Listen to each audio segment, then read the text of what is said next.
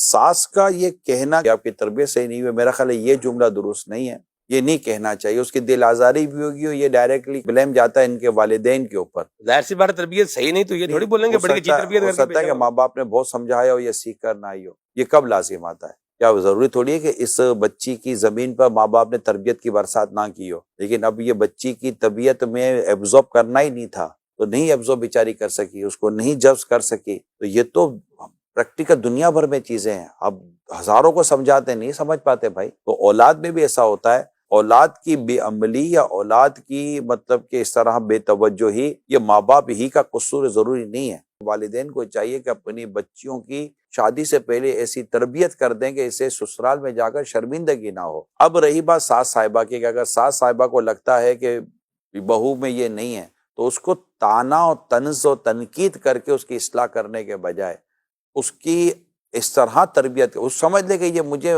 ایک آئی ہے تو یہ بیچاری مطلب کہ کوڑی آئی ہے، اتنی اس کی تربیت نہیں ہوئی ہے، یا تربیت ہوئی ہوگی تو اس نے لیا نہیں ہے.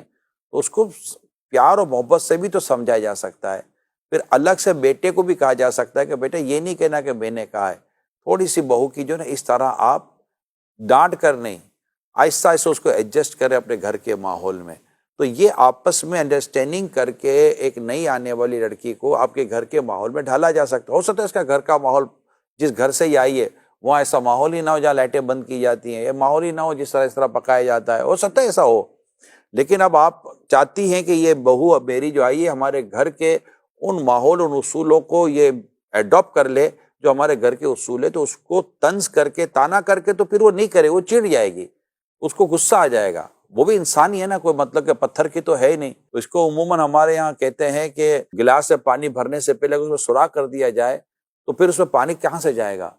تو جب آپ کسی کو اس طرح ڈانٹیں گے، جھاڑیں گے، اس کی بے عزتی کریں گے، اب اس کے بعد آپ بولو کہ یہ میری نصیحت نہیں مانتے یا میری بات نہیں سمجھتے، تو سوراخ تو پہلے ہی آپ نے کر دیا تھا. تو یہ کرنی پڑے گی تربیت. ایک بار پھر میری ان تمام تر اسلامی بہنوں کو جن کی ابھی شادیاں نہیں ہوئی ہیں ان سے میں ایک بار پھر درخواست کرتا ہوں کہ میری بچیوں گھر گھرستی کا طریقہ سیکھ لو.